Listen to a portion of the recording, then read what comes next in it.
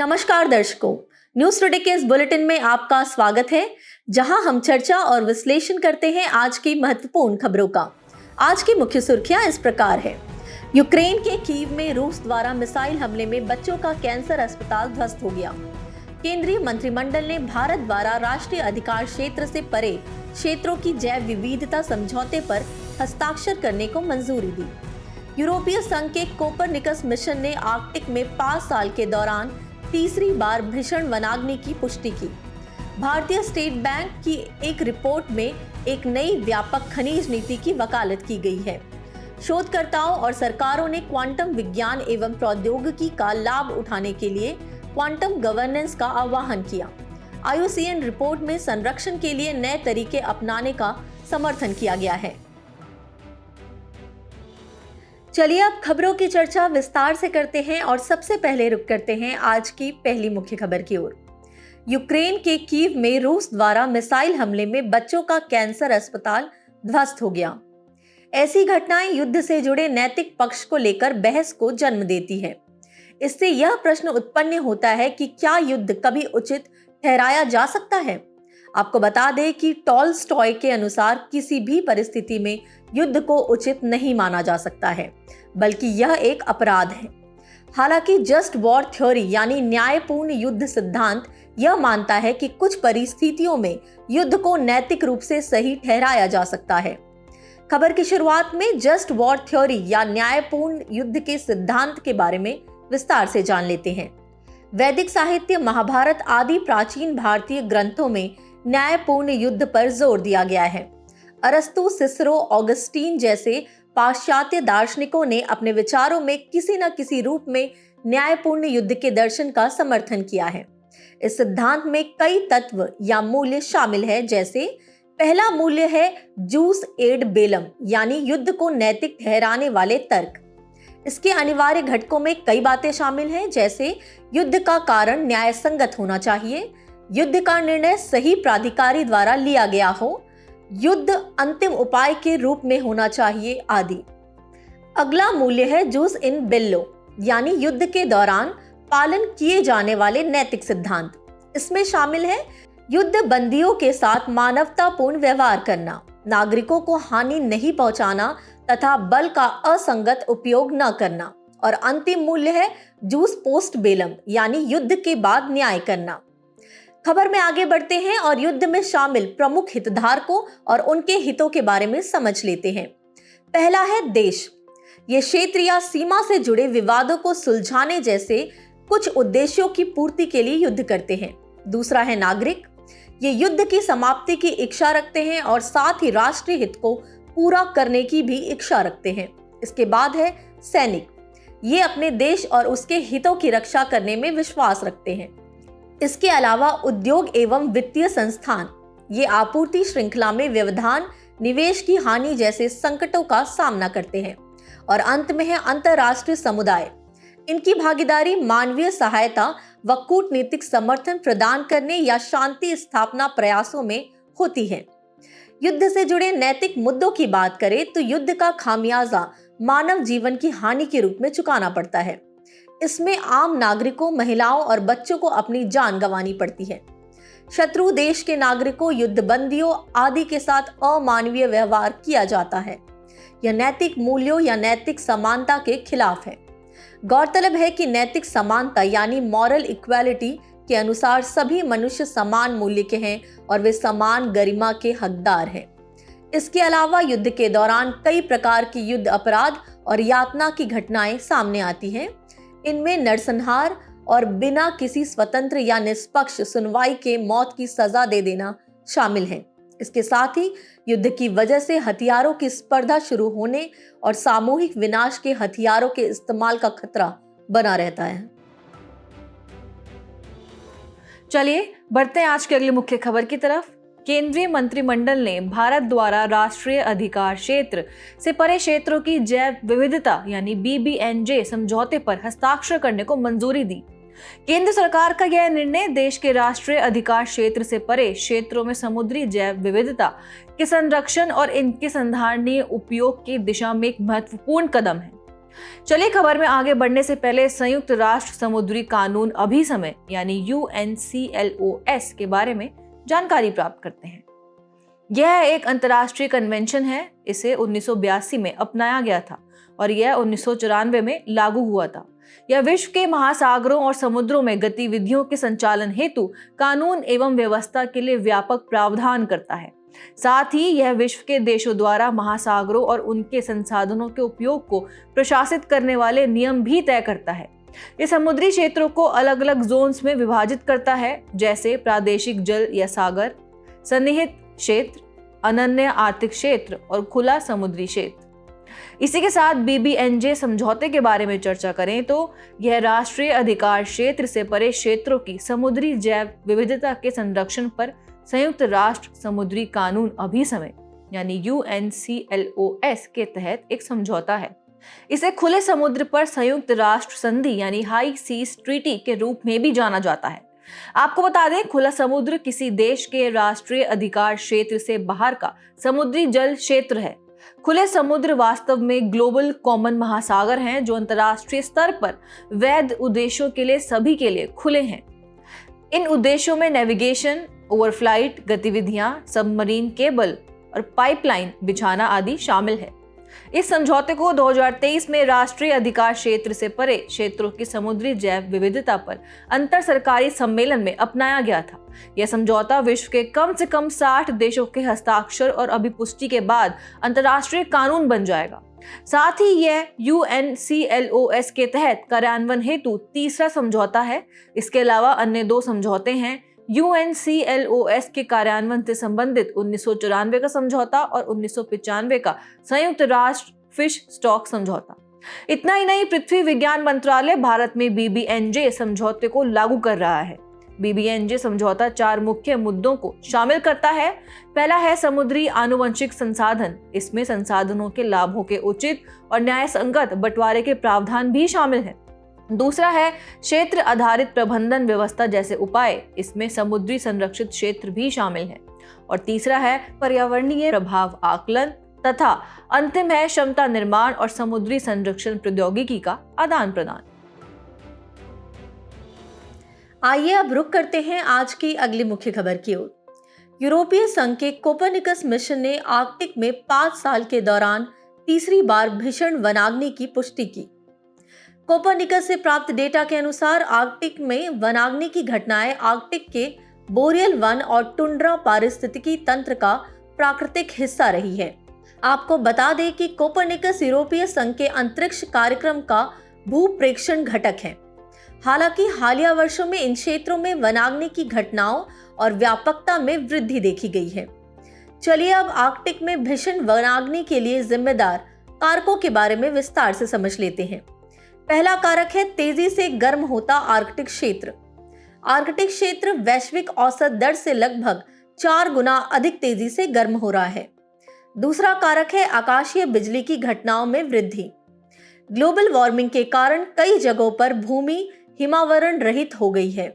ऐसी भूमि से ऊपर उठी गर्म और आर्द्र हवा से तड़ित झंझा एवं आकाशीय बिजली की घटनाएं आम हो गई है।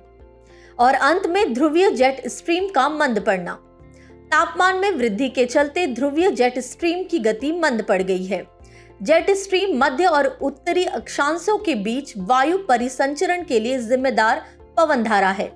गौरतलब है कि जेट स्ट्रीम के मंद पड़ने से लंबे समय तक बेमौसम गर्मी देखने को मिल सकती है।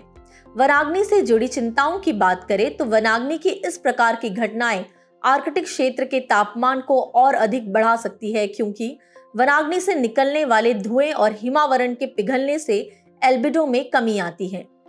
गौरतलब है कि एल्बिडो प्रकाश का वह अंश होता है जिसे भू सतह परावर्तित करती है। इसके अलावा बोरियल वनों और टुंड्रा में वनाग्नि के चलते कार्बन समृद्ध मृदा से भारी मात्रा में ग्रीन हाउस गैसें वायुमंडल में पहुंच सकती हैं। आपको बता दें कि कोपरनिकस से प्राप्त डेटा के अनुसार जून 2024 में वनाग्नि के चलते होने वाला कार्बन उत्सर्जन का स्तर पिछले 2 दशकों में तीसरा सबसे अधिक रहा था। अंत में है परमाफ्रॉस्ट का पिघलना। परमाफ्रॉस्ट ऐसी भूमि होती है जो कम से कम 2 लगातार वर्षों तक पूरी तरह बर्फ से जमी अर्थात 0 डिग्री सेल्सियस या उससे कम तापमान पर रहती है।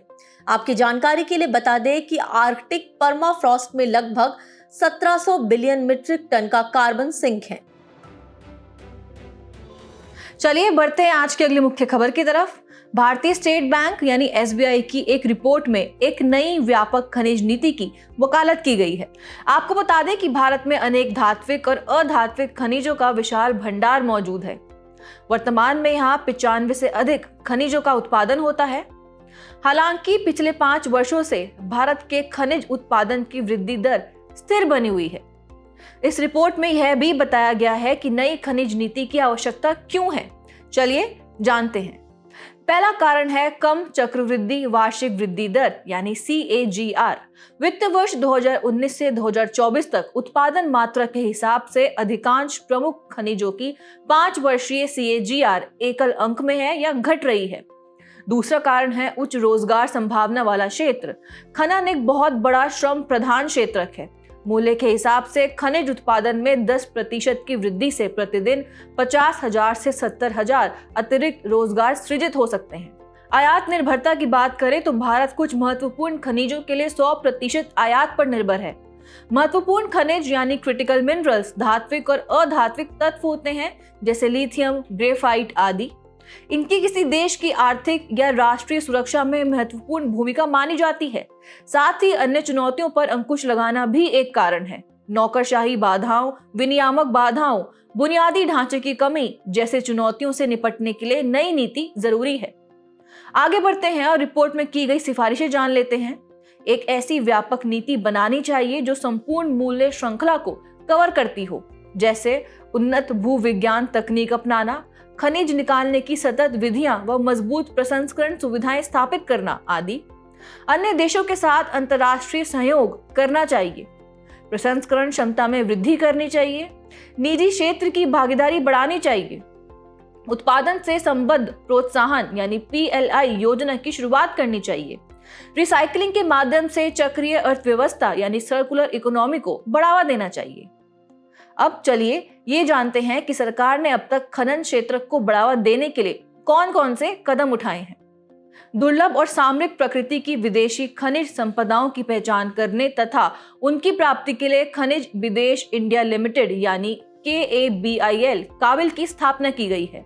खान और खनिज विकास और विनियमन अधिनियम 1957 लागू किया गया है। इसमें 2015 एवं 2020 में संशोधन किए गए थे। प्रधानमंत्री खनिज क्षेत्र कल्याण योजना यानी PMKKKY संचालित की जा रही है और खनन क्षेत्रों में जिला खनिज प्रतिष्ठान यानी डिस्ट्रिक्ट मिनरल फाउंडेशन की स्थापना की गई है। चलिए अब बुलेटिन में आगे बढ़ते हैं और बात करते हैं आज की अगली मुख्य खबर के बारे में। शोधकर्ताओं और सरकारों ने क्वांटम विज्ञान एवं प्रौद्योगिकी का लाभ उठाने के लिए क्वांटम गवर्नेंस का आह्वान किया। हाल ही में ऑक्सफोर्ड विश्वविद्यालय ने क्वांटम प्रौद्योगिकियों को लेकर हमारी बढ़ती अपेक्षाओं के प्रति सचेत किया है। हालांकि क्वांटम प्रौद्योगिकियों में काफी क्षमताएं हैं, इसके बावजूद खासकर डिजिटल सुरक्षा में संभावित दोहरे उपयोग के कारण इसके दुरुपयोग का जोखिम बना रहता है। इस संबंध में कई शोधकर्ताओं ने क्वांटम गवर्नेंस के जरिए इसकी अवधारणाओं के बारे में जागरूकता पैदा करने और मानव जाति के लिए इसके लाभों का पता लगाने का आह्वान किया है। क्वांटम गवर्नेंस के बारे में बात करें तो विश्व आर्थिक मंच WEF उन पहले संगठनों में से एक था जिन्होंने क्वांटम कंप्यूटिंग गवर्नेंस पर पहली बार चर्चा की थी। इसके लिए क्वांटम गवर्नेंस फ्रेमवर्क बनाया गया था। यह फ्रेमवर्क पारदर्शिता, समावेशिता, पहुंच, गैर हानिकारकता, समानता, जवाबदेही और सामान्य कल्याण के सिद्धांतों पर आधारित है। आइए अब इसके महत्व के बारे में चर्चा कर लेते हैं। क्वांटम गवर्नेंस प्रौद्योगिकी में विश्वास कायम करके जिम्मेदार क्वांटम कंप्यूटिंग के विकास में तेजी ला सकता है। इसके अलावा डिजाइन और विकास चरणों के दौरान क्वांटम कंप्यूटिंग नैतिकता को ध्यान में रखकर प्रारंभिक नैतिक विचार को प्रस्तुत करता है। इसके साथ ही आर्टिफिशियल इंटेलिजेंस AI, नैनोटेक, परमाणु आदि से संबंधित नैतिक सिद्धांतों को लागू करके अन्य प्रौद्योगिकियों से सीखने के प्रयास में मदद करता है। खबर में आगे बढ़ते हैं और इससे जुड़ी चुनौतियों के बारे में विस्तार से जान लेते हैं। शोधकर्ता मुक्त क्वांटम फ्रेमवर्क का समर्थन करते हैं, जबकि राष्ट्रीय नीतियां क्वांटम प्रौद्योगिकियों के लिए मजबूत बौद्धिक संपदा सुरक्षा को प्राथमिकता देती है। इसके साथ ही निजी क्षेत्र का लाभ कमाने का दृष्टिकोण जिम्मेदार व मुक्त क्वांटम विकास में बाधा बन सकता है। वर्तमान में क्वांटम गवर्नेंस में उत्तरदायी नवाचार नीतियों के प्रभाव के सीमित साक्ष्य मौजूद हैं। खबर के अंत में क्वांटम प्रौद्योगिकियों के बारे में जानकारी प्राप्त कर लेते हैं। क्वांटम प्रौद्योगिकी क्वांटम यांत्रिकी के सिद्धांतों पर आधारित है। यह प्रौद्योगिकी 20वीं सदी की शुरुआत में विकसित हुई थी। क्वांटम प्रौद्योगिकी का उद्देश्य क्वांटम भौतिकी के नियमों का उपयोग करना है, जो एटॉमिक और सब एटॉमिक स्तर पर पदार्थ तथा ऊर्जा के व्यवहार का वर्णन करते हैं। उपयोग की बात करें तो यह सुरक्षित संचार व बेहतर पूर्वानुमान के जरिए आपदा प्रबंधन, कंप्यूटिंग, सिमुलेशन, रसायन विज्ञान, स्वास्थ्य सेवा, क्रिप्टोग्राफी आदि में महत्वपूर्ण भूमिका निभाती है। इस दिशा में भारत द्वारा की गई पहलों में 2 प्रमुख पहलें शामिल हैं, जिसमें से पहली है राष्ट्रीय क्वांटम प्रौद्योगिकी और अनुप्रयोग मिशन 2023 और साथ ही देश के 21 क्वांटम हब और पूरे भारत में 4 क्वांटम रिसर्च पार्क स्थापित किए जा रहे हैं। चलिए बढ़ते हैं आज की आखिरी मुख्य खबर की ओर। IUCN रिपोर्ट में संरक्षण के लिए नए तरीके अपनाने का समर्थन किया गया है। हाल ही में अंतर्राष्ट्रीय प्रकृति संरक्षण संघ IUCN ने planet on the move reimagining conservation at the intersection of migration, environmental change and conflict शीर्षक से रिपोर्ट जारी की है। इस रिपोर्ट में बढ़ते मानव प्रवासन, पर्यावरण में बदलावों और बढ़ते संघर्ष की नई परिस्थितियों में संरक्षण पर नए तरीके से सोचने की बात कही गई है। चलिए शुरुआत करते हैं और जानते हैं संरक्षण के नए तरीकों पर सोचने की आवश्यकता क्यों है। इसका सबसे पहला कारण है प्रवासन, पर्यावरण में बदलाव और संघर्ष के बीच संबंधों का मौजूद होना। पर्यावरण में बदलावों के चलते मनुष्यों और जीव जंतुओं को अपने मूल स्थान से प्रवास करना पड़ रहा है। इसके चलते नई जगह पर दुर्लभ प्राकृतिक संसाधनों पर अधिकार के लिए संघर्ष होगा। ऐसी स्थिति में पर्यावरण का और अधिक क्षरण हो सकता है तथा अब तक के संरक्षण प्रयासों के लाभ नष्ट हो सकते हैं। इनके बीच के मौजूदा और भविष्य के संबंधों के आधार पर संरक्षण प्रयासों को दिशा देने की आवश्यकता है। दूसरा है प्रवासन के लिए अलग अलग नीतियों का होना। हमारी पृथ्वी मानव और वन्य जीवों की साझी जगह है। इसके बावजूद इन दोनों के लिए प्रवासन नीतियां अलग अलग बनाई जाती हैं या फिर दोनों के प्रवासन को अलग अलग तरीके से देखा जाता है। उदाहरण के लिए शरणार्थी कन्वेंशन 1951 तथा कंपाला कन्वेंशन 2012 क्रमशः मानव शरणार्थियों और विस्थापित व्यक्तियों को परिभाषित करते हैं, अर्थात ये मानव प्रवासन पर केंद्रित हैं। वहीं वन्य जीवों की प्रवासी प्रजातियों के संरक्षण पर कन्वेंशन के तहत 2014 में जलवायु परिवर्तन और प्रवासी प्रजातियों पर एक प्रोग्राम ऑफ वर्क अपनाया गया था। यह वन्य जीवों पर केंद्रित है। संरक्षण पर नए तरीकों के लिए रिपोर्ट में की गई मुख्य सिफारिशों की अगर बात करें तो पहली सिफारिश है जैव विविधता और प्रकृति को नुकसान पहुंचाए बिना प्रवासन और मानवीय एवं विकास संबंधी जरूरतों को पूरा करने का प्रयास करना चाहिए। दूसरी है पर्यावरण में बदलाव के कारण प्रवास करने वाले प्रवासियों की सुरक्षा करने तथा उनके प्रवास मार्ग और गंतव्य जगह से जुड़ी समस्याओं या संघर्षों को हल करने के लिए अंतर्राष्ट्रीय कानूनी तंत्र बनाना चाहिए। और अंतिम है मानव और जीव जंतुओं के प्रवास की रक्षा के लिए विविध कानूनों के बीच बेहतर समन्वय स्थापित करने की आवश्यकता है। चलिए बात करते हैं सूर्य के मिले स्थल की। हमारा आज का स्थल है मंगोलिया। मंगोलिया जिसकी राजधानी है उलान बटार, ये भारत के लिए एक महत्वपूर्ण देश बनने जा रहा है। जी हाँ, भारत ने ट्रायल के आधार पर मंगोलिया से कोकिंग कोयला आयात करने का फैसला किया है। आपको बता दें कि कोकिंग कोयला इस्पात निर्माण में प्रयुक्त कार्बन का प्राथमिक स्रोत होता है, जिससे हमारे देश की इस्पात उद्योग को एक नई दिशा मिल सकती है। अब चलिए मंगोलिया की भौगोलिक स्थिति पर एक नजर डालते हैं। मंगोलिया उत्तर मध्य एशिया का एक भू आबद्ध देश है। इसके उत्तर में रूस और दक्षिण में चीन स्थित है। इसकी भौगोलिक विशेषताओं की बात करें तो यह देश मुख्यतः एक पठार है, जिसमें अल्ताई, खांगई और खेंती जैसी प्रमुख पर्वत श्रृंखलाएं हैं। इसकी सबसे लंबी नदी है ओरखोन नदी, जो अपने ओरखोन घाटी के लिए भी प्रसिद्ध है, जिसे यूनेस्को विश्व धरोहर स्थल का दर्जा प्राप्त है। यहाँ की सबसे बड़ी मीठे पानी की झील है खुवसगुल झील, जो रूस की बैकाल झील की छोटी बहन के रूप में चर्चित है। मंगोलिया के प्रमुख संसाधनों की बात करें तो यहाँ कोयला, सोना, तांबा, लिथियम और फ्लोरस्पार जैसे महत्वपूर्ण खनिज पाए जाते हैं। इन संसाधनों की प्रचुरता ने मंगोलिया को एक महत्वपूर्ण खनिज स्रोत बना दिया है, जिससे भारत कोकिंग कोयला आयात कर अपने इस्पात उद्योग को और भी मजबूत बना सकता है। बुलेटिन के आखिर में अब रुक करते हैं आज की संक्षिप्त सुर्खियों की तरफ। एक अध्ययन ने पुष्टि की है कि 2010 के आसपास से पृथ्वी के आंतरिक कोर की घूर्णन गति काफी धीमी हो गई है। आमतौर पर जब कोर धीरे धीरे घूर्णन करता है तो मेंटल की गति बढ़ जाती है। इस बदलाव के कारण पृथ्वी अपनी धुरी पर तेजी से घूर्णन करती है और दिन छोटा हो जाता है।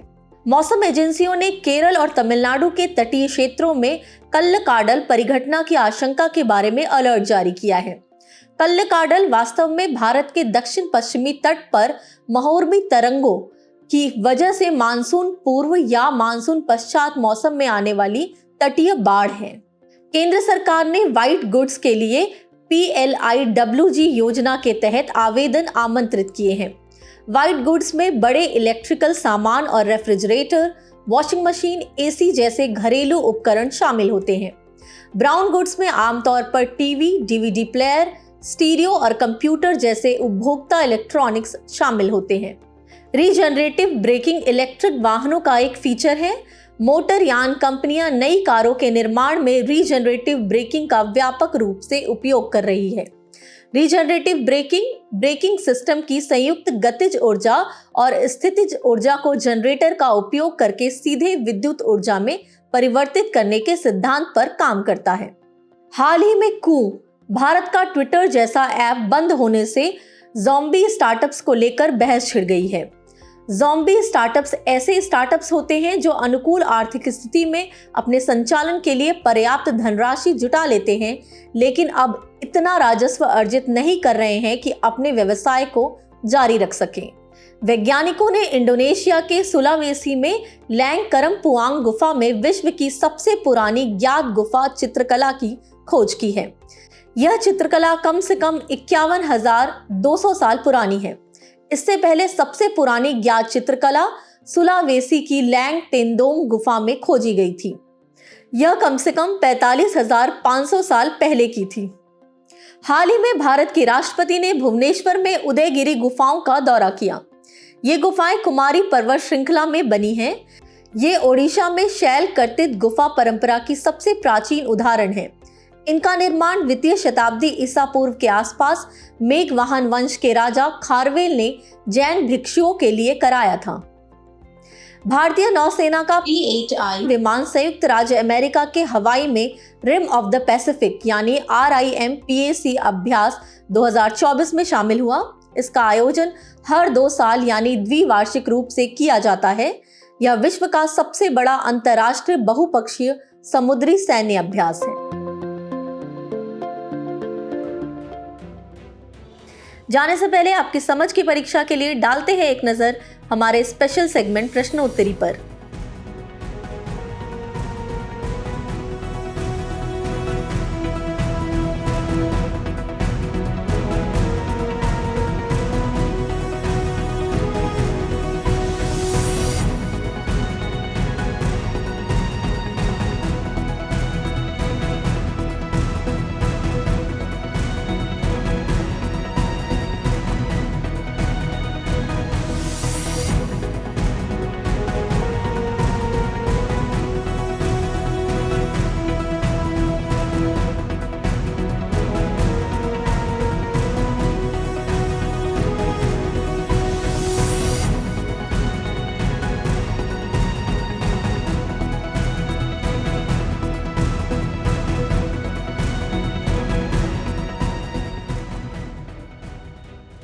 हमसे जुड़ने के लिए आपका धन्यवाद। उम्मीद है न्यूज़ टुडे का यह बुलेटिन आपको पसंद आया होगा।